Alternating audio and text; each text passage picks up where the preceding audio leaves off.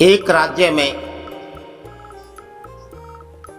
राजा का जो दीवान था वह बहुत ही चतुर व्यक्ति था, बड़ा बुद्धिमान था और वह इतना चतुर था कि अपनी चतुराई से बड़ी समस्या का पलों में हल कर लेता था। पूरे राज्य की देखभाल वह दीवान करता था और राज्य से ज्यादा उसे राजा की देखभाल करनी होती थी। राजा की देखभाल करता था क्योंकि राजा हर वक्त शराब के नशे में धुत रहता था। लेकिन राजा जितना अधिक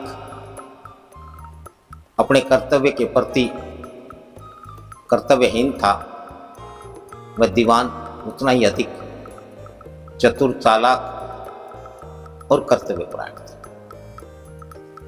उस दीवान का एक बेटा था और वह बेटा साधु हो गया। उसने गैरवे वस्त्र धारण किए और वह जहां तहां साधुओं की टोली में, साधुओं के संग में रहने लगा। दूर दराज की यात्राएं करता, जंगलों में रहता, लेकिन गांव नगर में भिक्षा मांग करके अवश्य लाता। वह इकलौता पुत्र था दीवान का, तो दीवान ने और उसकी पत्नी ने उससे कहा कि बेटा ठीक है, तू साधु हो गया है, लेकिन जब तक हमारे पास आते रहना, हमें संभाल दे। इस प्रकार से वह दीवान का साधु बना बेटा अपने माता पिता से अक्सर कुछ महीने के अंतराल पर मिलने आता था, उनके पास रुकता भी था और फिर वह वापस अपने साधुओं के संग में चला जाता। साधु बनने से पहले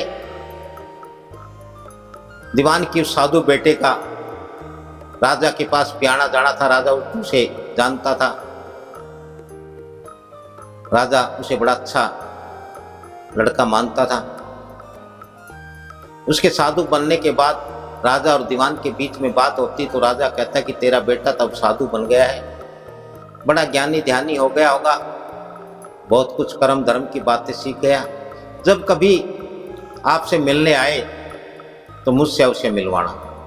और इस प्रकार से जब वह दीवान का साधु बना बेटा अपने माता पिता से मिलने आया तो दीवान उसे मिलवाने के लिए राजा के पास ले गया।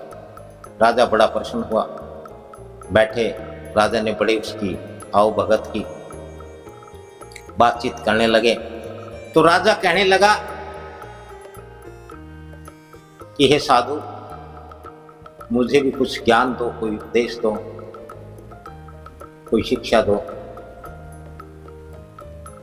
अब राजा न केवल शराबी ही था, बड़ा ही अहंकारी और क्रोधी भी था। दीवान के साधु बेटे ने कहा कि राजन, शराब की एक बूंद भी यदि कोई मनुष्य पीता है तो वह भी उसको नरक में ले जाता।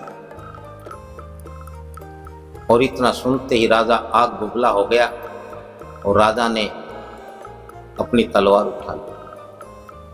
अब दीवान ने सोचा कि राजा तो नशे के वशीभूत है, अहंकारी है, क्रोधी है, लेकिन दीवान तो बड़ा चतुर और चालाक था। अब कौन पिता भला अपने पुत्र को अपनी आंखों के समक्ष कटते हुए, मरते हुए देखे। और दीवान ने अपनी चतुराई का परिचय देते हुए कहा कि राजन, कहने लगा महाराज,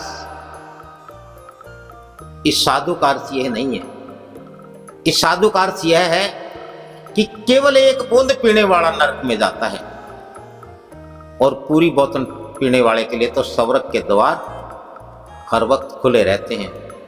और दीवान से ऐसा जवाब सुनकर राजा बड़ा प्रसन्न हुआ, बड़ा खुश हुआ। उसी वक्त राजा ने अपने नौकरों से, अपने दासियों से कहा कि साधु के लिए उत्तम भेंटें लेकर के आओ। और उसने साधु को, दीवान के साधु बने बेटे को खूब सारा धन दिया, उपहार दिए और उसे ससम्मान विदा किया।